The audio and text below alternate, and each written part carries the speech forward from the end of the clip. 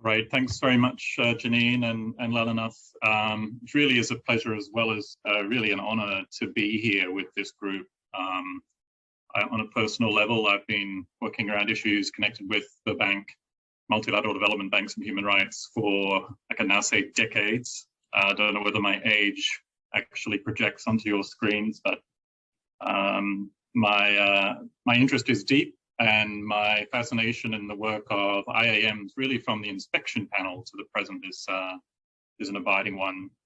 And I'm really grateful for the collaboration that we've had on this particular issue of remedy and development finance over the last 2-3 years.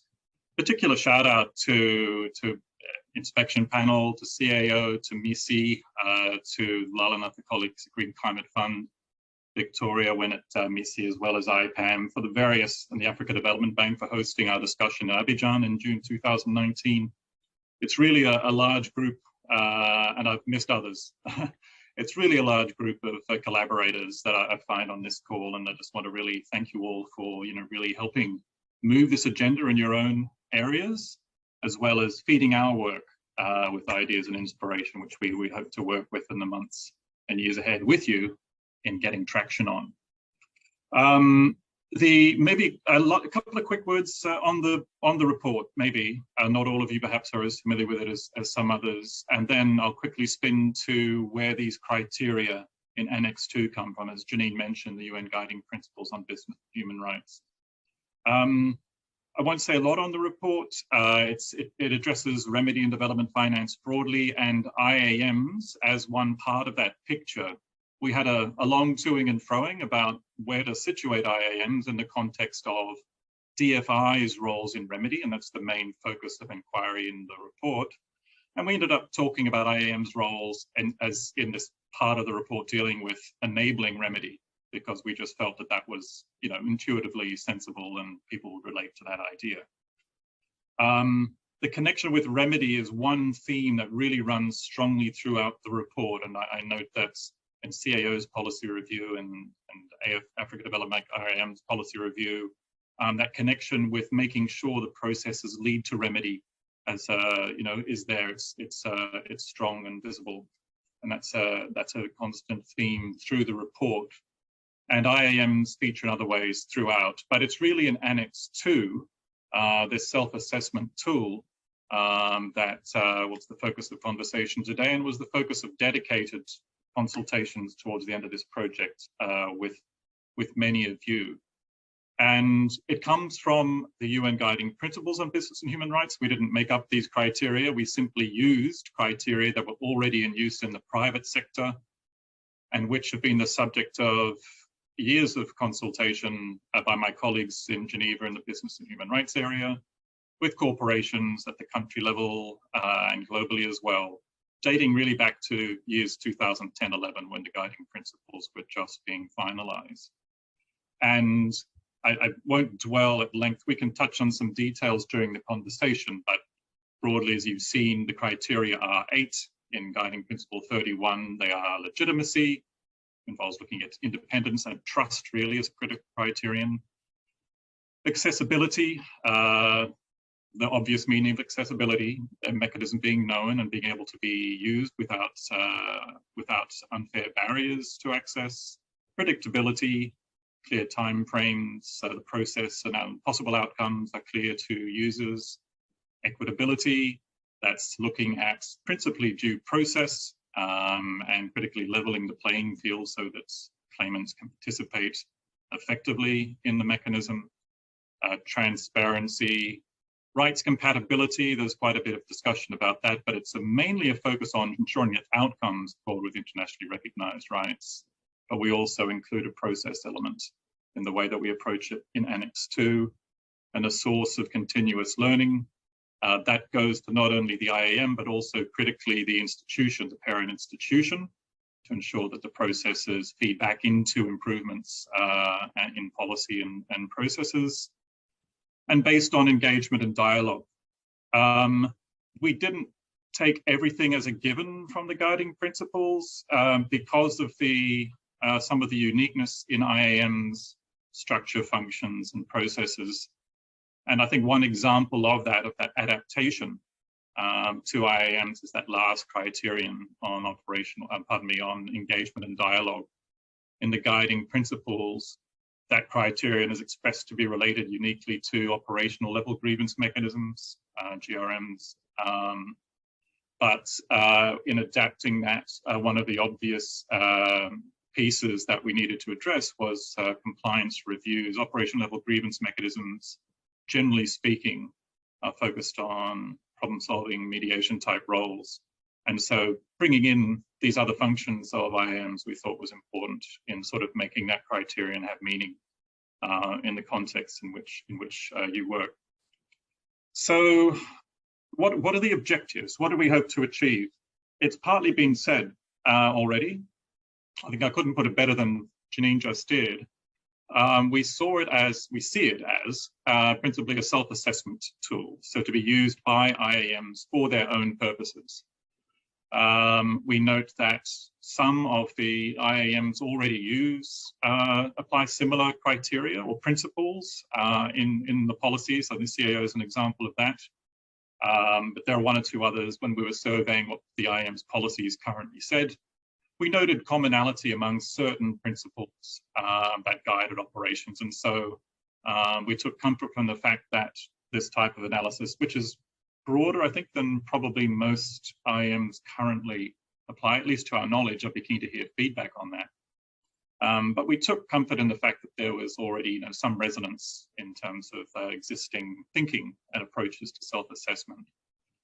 Secondly, critically, the application of a consistent application of a common set of criteria, if that were also made public, could also help claimants naturally get a clearer understanding of the strengths, comparative advantages, roles, possible weaknesses as well of different IAMs, and help put claimants in a position where they can most effectively advance their claims. And that's no small matter. I mean, the remedy ecosystem, which is the term we used in the report, conjures images of a tropical rainforest, but in reality, I think, as we all know, the better metaphor in many instances is far less florid and somewhat more barren. And so if IAMs are among the few mechanisms available, it's important to know what the options are with limited time and resources and bandwidth to actually use any.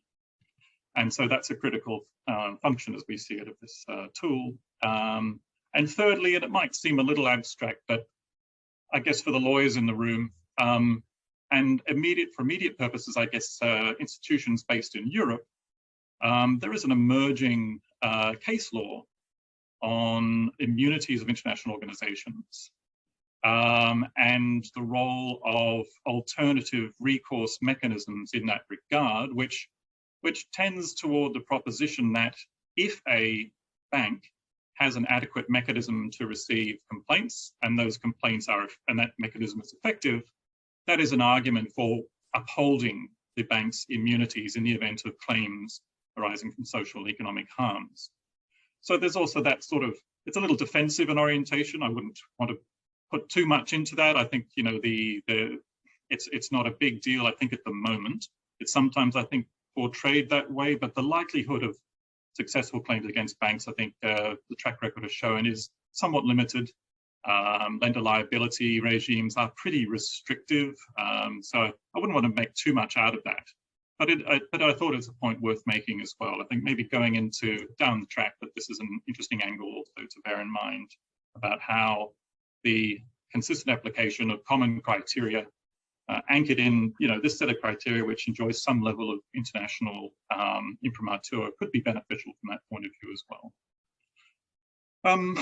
In terms of the structure of the criteria, maybe just a couple of quick comments on structure and a comment on substance before I hand over to you, Lananath. And I think when putting this set of criteria and indicators together and consulting on these, what we immediately noted was the possible tension between sort of two purposes that they may intend to serve. And one is the two purposes we see are to communicate the actual content of the criteria themselves, so the communication objective. And we wanted to have that crystal clear in a publication like this, which we hope will survive several years. of use. But secondly, that sort of implementation aspect, the actual use of the criteria and using the indicators as part of self-assessments that can be monitored over time. That involves another dimension, a sort of a more methodological objective, which might sit in tension in some respects with a communication objective. And what I mean by that is to communicate a concept like legitimacy. You don't want to cut the concept short simply because one aspect of it is dealt with perhaps in another criteria or might fit better in another criterion. So the overlapping when one looks at the communication objective alone is potentially great. And indeed, in the first iteration of these criteria and indicators that we put out, there was a lot of overlap. But when we turn to thinking ahead about how this might be used, we realized that that overlap was not necessarily a good thing. And I think, Lana, the conversation we had with the IRM is testimony to that. You very usefully identified areas where overlapping might create confusion in terms of how this is actually used. So we sought to reduce that overlap in the version of the indicators we have here, which incidentally we don't pretend are in any way exhaustive. We say indicators include, so we do want to leave that open for conversations such as this one, and we hope that conversations like this one can help us improve that set of indicators over time. That feedback is critical. But I just want to highlight there are a couple of areas where there are those interrelationships might strike you as duplicative, and indeed there might be instances of duplicativeness, and examples of that you might see in transparency overlapping with predictability. Inherently, they're not dissimilar concepts. The issue of reasonable standards of evidence, for instance, appears in criterion B, accessibility, but that just is limited to the standards of evidence regarding admissibility itself. But under equitability, that indicator is there, standards of evidence as part of due process overall. And another example of that, reasons giving. It's a really fundamental principle of administrative law in many jurisdictions that where people's interests are affected by a decision maker, there should be reasons given for those decisions. And IAMs are, I think, ahead of the curve definitely on that one. Have great practices to draw from there. But we felt that was such an important criterion that we shouldn't cut it out where relevant in the various criteria. So you'll see it under accessibility, on admissibility decisions. There should be reasons given. When assessing equitability, there's a focus there on giving reasons for the outcomes, and on engagement and dialogue, that's a much broader category of issues there, including on the design of the mechanism where reasons should ideally be given for stakeholders' inputs on the broad scope of that criterion. And there's also overlap on commenting on management action plans. Again, driven by a similar rationale across a few of the criteria. That's just to explain what might strike you otherwise as duplication, whereas we see it as mostly, subject to your feedback, dealing with interrelationships and making sure that critical issues relevant to each are highlighted as far as possible in each. And I think the final comment I want to make is on one criterion in particular, which has attracted quite a lot of discussion among my business and human rights colleagues when talking to companies about the application of these criteria, and that's on the rights compatibility criterion. And in the consultations we had with some of this group, it attracted a lot of interest as well, from a couple of angles. But one of them was, well, firstly, when approaching this, we did look at IAM's various policies just to see about the extent to which compatibility with rights as an idea was already embodied. And it's certainly the case in CAO's updated policy and its old one, in Africa Development Bank IRM's policy. I think it's often linked more to DR, if I recall correctly, but not uniquely so. I think in CAO's policy, it may well also be there for CR.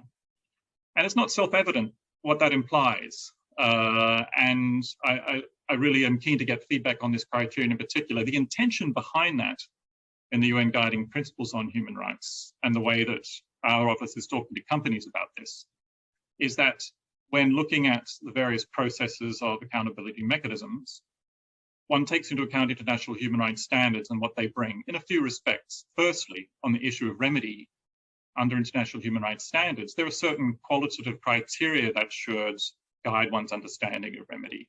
And so the criteria of adequate, effective, and prompt remedy are critical in that regard. So those are issues that could be on the checklist. Secondly, remedy in the human rights understanding is a broad concept under international human rights standards. So it involves elements such as restitution, rehabilitation where needed, compensation, monetary and otherwise, a satisfaction, quote unquote, so that implies, and particularly when you're dealing with a human rights violation with abridgments of human dignity of a pretty fundamental kind, it may not be enough just to have monetary compensation as a consequence of that. There should be some kind of acknowledgement, some kind of reckoning for that, or public apology. In the report, when looking at all these various elements, we looked at the World Bank's remedial action plan for GBV in the Uganda public transport sector project as really a shining example. Well, not shining in terms of the issues at play, but in terms of the response, really covering all of those dimensions in an impressive, seemed to us, way. And critically, guarantees of non-repetition, quote unquote, in the human rights jargon. So in a serious violation, it's critical to ensure that it does not happen again. But also, we also noted when looking at IAM's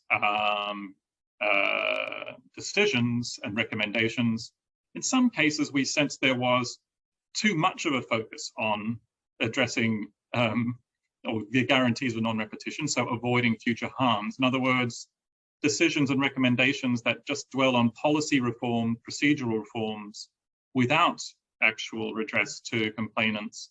And so again, having this rights compatibility criterion is intended to sort of get at that issue as well and ensure that the various elements are in play when considering remedy. And finally, critical also to ensure that there is a plan to address non-implementation. That's one of the indicators under that criterion that gets at the problem of remedies on paper but not in practice. And critically, looking at the human rights implications of remedy itself. And of course, I mean, this is far from new to, I think, many of you involved in this work and the granular work in remedy, trying to ensure that outcomes don't unwittingly have adverse impacts themselves. For example, privileging particular population groups over others, exacerbating inequalities, conflict between groups, that type of issue. And so that's all part of what is intended as under this rights compatibility criterion and reflected in the indicators to this assessment. I hope that wasn't surplus to requirements, but it just has come up in other conversations. So I wanted to put that out there at the beginning in case that was useful going into this. Thanks, Lana. Over to you. Great. So to start off, the Remedy in Development Finance, I think this is the publication by OHCHR, I think is a truly seminal and a landmark publication. It certainly brings together a lot of literature and research that has been done by different groups around these issues, and lays out in Annex 2 this self-assessment tool, which Matt just described. And just below that you have a link, but we also included the link in the email that was sent to you with regard to the webinar. So what we did was we took this self-assessment and did a self-assessment for ourselves of the Green Climate Fund's independent redress mechanism. And this is as of March 2022, but much of the data that we used was actually from the previous year, from 2021. That assessment is also, we made that public, and so it's available on our website. Again, that link is also included in the email that we sent with regard to the webinar. That actually Emily from IAMNet Secretariat sent out to you. So you have both of these links there. Now, to answer a preliminary question, why did we do this assessment? we actually started this assessment, to be quite honest, when Mac and the other colleagues in OHCHR were actually preparing their study, and it was still in draft form, and I saw this self-assessment and I realized how useful it was for several reasons. The most important of which is that we have a 5-year review coming up this year. So in preparation for that, I thought, let's try to get ahead of the curve, do a self-assessment so that we have a pretty good idea and a basis for advocating for the changes that we think are important to make in order to improve the IRM. So that was a very important reason for us. The second reason was that we discovered, and I'm sure many of you have as well, that civil society have been performing assessments of a kind. The most recent being the Good Policy paper that was published by Accountability Council and a number of other civil society organizations. And a few years ago, we had the glass half full. And this always comes to us, and sometimes we are consulted, sometimes we are not. But as IAMs, we then discovered that there are perhaps some inaccuracies in the way the assessment has been done. There is some data missing. They didn't have all the data and so on.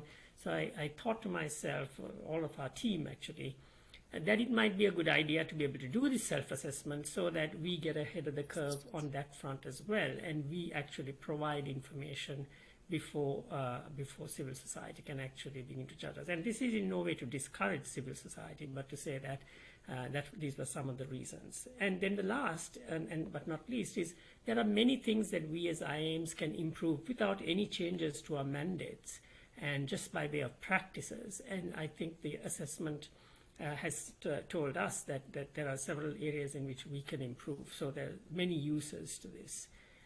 So with that, let me, so one more thing before we go to the next. One of the things the self-assessment tool does is it gives you a set of indicators and it leaves it very much open to you to decide how you're going to use that self-assessment. So to begin with, you can simply do a qualitative assessment. In other words, you can just answer the indicators, which are in the form of questions, looking at your documentation, your mandates, your procedures, your practices, and you can simply answer them in paragraph form. But we went a step further and we told ourselves, in order to compare these over a period of time, it would be good to come up with a quantification methodology. Now, we can of course argue about whether that method we used is adequate. I'm sure there are ways to improve it, and we'd be more than happy to hear suggestions for that. And I'm sure if any of you embark on the self-assessment, you might discover other ways and other methods by which to quantify as well. So with that, over to you, Soo-Keun, to introduce the key principles of the method. Thanks, Walnut. So before we go further into the implications of our self-assessment, I'd like to lay out some key principles we used at the IRM for our own self-assessment. So the first principle is that all 8 effectiveness criteria are weighted equally. We decided to set the total score for this exercise as 100, and we divided the total score of 100 by 8 because there are 8 effectiveness criteria. Each criterion's perfect weighted score was thus 12.5, and you can see in the second column that when the 8 12.5s are added up, they become 100. The second and the third principles are that all indicators within a criterion are weighted equally, and indicators across different criteria have different weighting. I'm going to introduce these two indicators together, two key principles together, because they're highly relevant to each other. As you can see in the table, in the OHCHR's report, there are varying numbers of indicators from one criterion to another. For example, the third criterion, predictability, has 10 indicators in total. We divided 12.5 by 10 to get a weight per indicator for all indicators under the predictability criterion. And you can see that 1.25 was given to an indicator for all indicators in the predictability criterion. But on the other hand, the fifth criterion, transparency, has 8 indicators. And thus, for this criterion, a perfect weighted score of 12.5 was divided by 8, resulting in 1.56, which was a weight given to each of the 8 indicators in this criterion. This does not mean that an indicator in one criterion is more important or less important than an indicator in another criterion. It indicates the importance of that indicator within that criterion only. And the fourth key principle is that an indicator is only counted and scored once when an indicator is duplicated in 2 or more criteria. For example, we found that an indicator in the engagement and dialogue criterion was a duplicate of an indicator in the equitability criterion. Thus, for the purpose of this exercise, we only calculated this indicator in the more relevant criterion, which we thought was the equitability criterion, and excluded it from the scoring of this indicator in the engagement and dialogue criterion. So you can see in the engagement and dialogue criterion, since there was one duplicated indicator, that was counted towards the score in another criterion, we divided the total weighted score of 12.555 instead of 6, resulting in a perfect weighted score per indicator of 2.5, as you see in that table. However, this criterion is still included. This indicator is still included in the engagements and dialogue. You should be able to see in our self-assessment report. And we have added an explanation to this indicator in the less relevant criterion as well. So in summary, the key principle number 5, the formula to calculate the total score of each effectiveness criterion is the following. As I explained previously, the first part of this formula is 12.5, which is 100 divided by 8 criteria, which is then divided by the total number of indicators of a criterion. And this perfect weighted score per indicator is then multiplied by 1 times the number of indicators that are fully met, and then 0.5 times the number of indicators that are partially met, and 0 basically for indicators that are not met. This is because a full score of 1 was given to an indicator that was fully met again, and a partial score of 0.5 was given to an indicator that was partially met regardless of the degree of fulfillment. And no score or 0 point was given to an indicator that was not met at all. This may sound a little bit complicated, but I'll explain this further in the last slide, where I will introduce the template we used for our calculations. And of course, the last principle, well, if you click on the next bullet point, is that this is a very rudimentary scoring system, and it was the first attempt to quantify the IRM's performance. So we are, again, very open to any suggestions for improvement. Thank you, Sukyo. So what was the material, what was the evidence on which this scoring was done? And so we looked at the terms of reference, or what one might call the mandate, and for some of you it might be the resolution, or it might be as in our case, the terms of reference, or the accountability policy of your institution. Whatever is that sets the mandate of the IAM. We also looked at our detailed procedures and guidelines, and that's a fairly detailed set of guidelines, over 100 of them in the case of the IRM. And I know most of you have such guidelines as well. We also have internal supporting operating procedures. There are actually 20 modules of them for the IRM. These are internally facing procedures that instruct staff as to how to operationalize the terms of reference and procedures. And we looked at those 20 modules as well. We looked at the GCF's policies, including the environmental and social policy. Other policies included the Indigenous Peoples policy, the gender policy, and so on. We also looked at the IRM's own website and the GCF's website, because there's material on both of these websites when you look at, for example, the issue of transparency. And then we annually do a stakeholder survey, which is a bunch of questions, a SurveyMonkey survey that goes out to a large number of our stakeholders, complainants, accredited entities. These are financial intermediary institutions with whom the GCF works, to national designated authorities who are the national focal points, to GCF staff as well. So the survey goes, and to civil society, it goes out to a large number of people, and based on those we have an annual survey report which we publish. We use the material from that as well in responding to the indicators. And then there were a whole bunch of other publicly available documents. For example, whenever a financial intermediary institution, which are called accredited entities, are accredited by the GCF, like the CDB from which Toussaint comes, there is an agreement called the AMA, the Accreditation Master Agreements that are signed between the GCF and the accredited entity, and it contains some provisions which are relevant to responding to these indicators. So those were amongst the many other kinds of publicly available documents that we looked at. So with that, over to you, Soo Keun, to explain to us just some examples of how these indicators were scored. Are you explaining the first example? Yes, okay, sorry. So in the first of these examples, we looked at an example from the legitimacy criterion, which is the very first one. And the indicator is that the OHCHR suggests is the mechanism trusted by the complainants? Now, this is obviously a challenging one to answer, because in a sense you are trying to provide information about how complainants perceive of the mechanism by way of trust. And so what we did was we looked at the stakeholder survey, which did go out to complainants and to other stakeholders. And based on the results of that, on the responses we had received, on the response was IRM received largely positive feedback from its stakeholders through the stakeholder survey.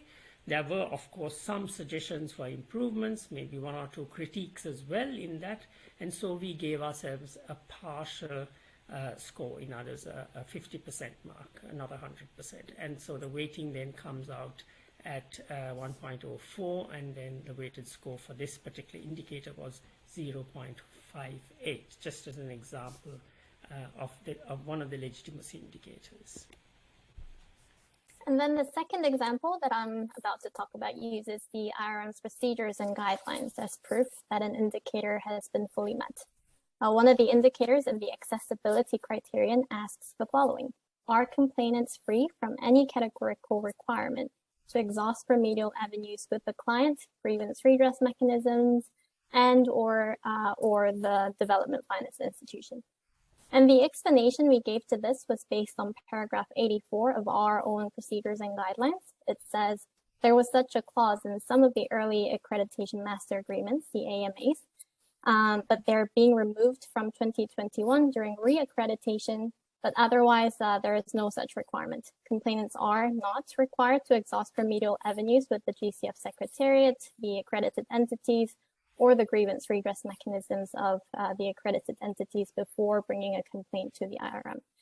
Since complainants are not required to exhaust remedial avenues with the client, GRM, and or DFI before coming to the IRM, we gave ourselves a full score.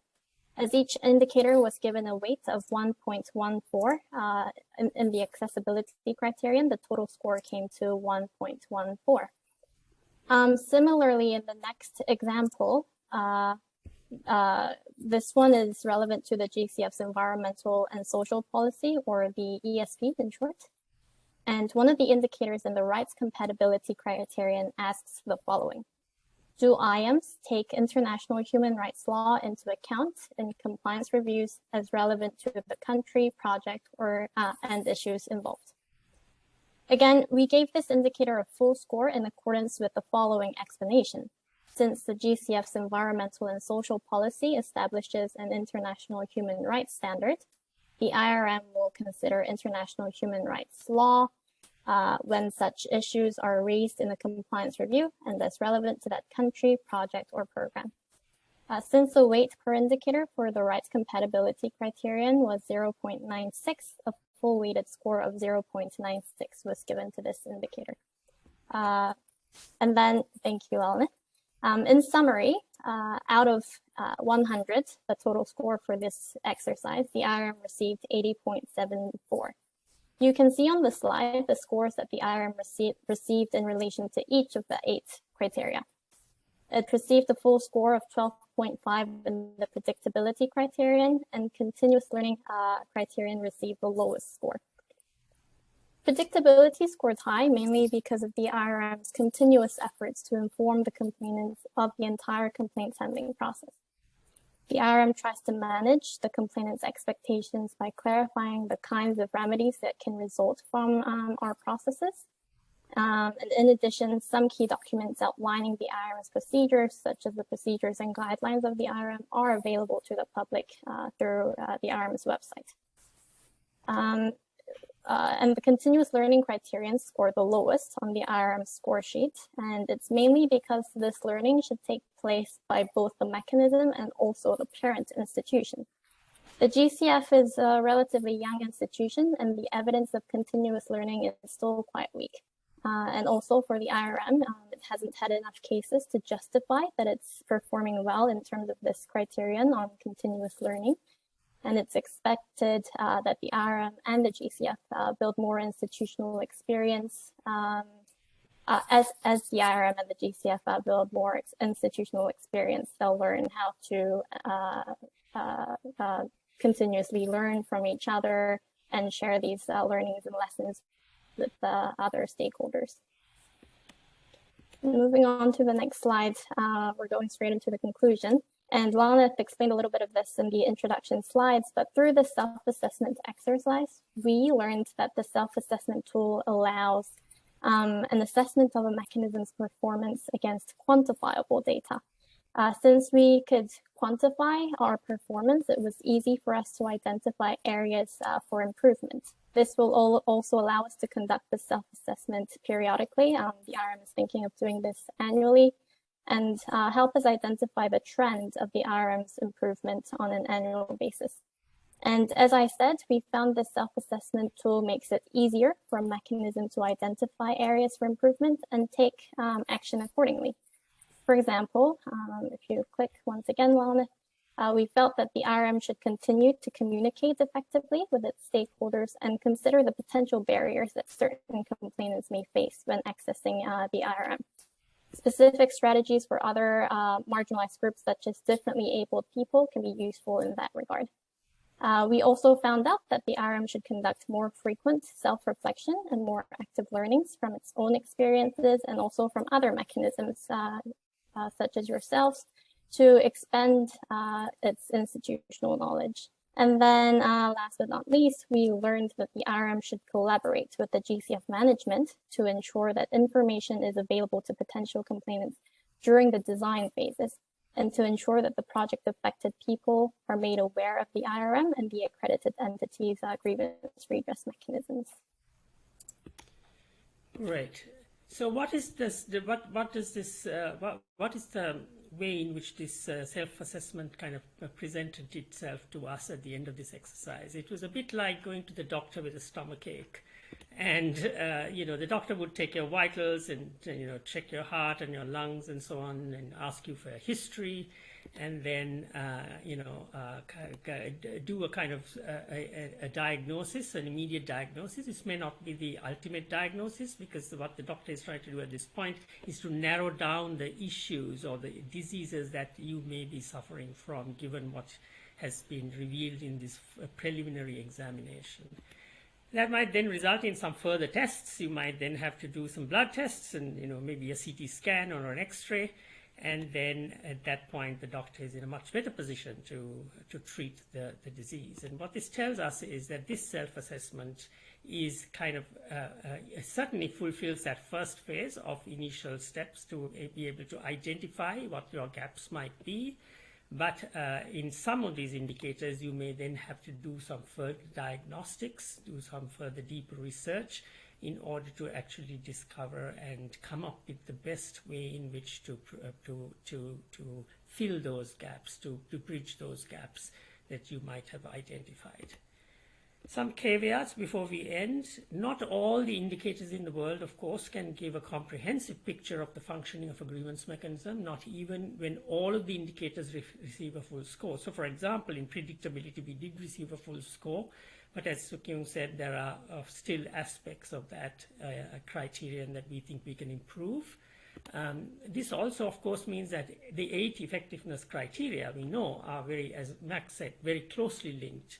And poor performance in one of them, for example, in our case, we got less than 50% in the dialogue criteria. And there we think that can actually impact the effectiveness, some of the other effectiveness criteria. The tool may not fully allow you to, even if you have a method to score, may not allow you to kind of make those connections. And so being aware of that is important.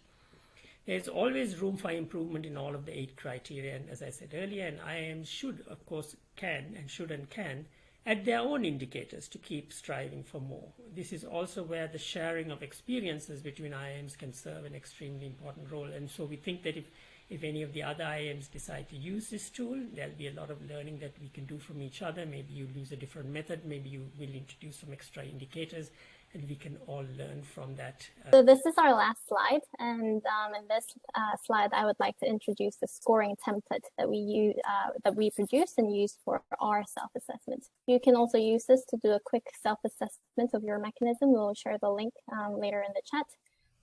So this is just an example of a scoring sheet for one criterion, the engagement and dialogue criterion. You can see in column B all the indicators in this criterion, and there's space for you to provide explanation and evidence. As you'll see when you open the template, the scores will appear as false in column F until, if you click on this, until you click on the arrow like the one you see on the screen to select a response from the drop-down menu. As explained previously, we only used 3 answer choices, yes, no, or partial, to assess our mechanism against the indicators. So if you'd like to apply the same scoring system, you can simply select one of the 3 choices. And once you select a response to each indicator, the score will be automatically calculated. For example, please click again. For example, you can see in the 3rd, 4th, and 5th indicators the different kinds of responses selected. When you select yes, a score of 1 will be given to the indicator and will be automatically multiplied with the weight, thus resulting in 2.5 for this indicator in this specific criterion. And similarly, if you select no, 0 will appear in column F and the weighted score becomes 0. The same applies in the next row as well. And then the total score for each criterion appears in the yellow box. There are 9 tabs in this Excel sheet, 1 for each of the 8 criteria and 1 tab that shows all the per criterion scores together. So please feel free to make additional adjustments to our template to suit your needs. And as I said, I'll share with you the link to the Excel template in the chat, and I hope this template can prove useful to you. Thank you, Sook-Young. So that brings us to the end of our presentation.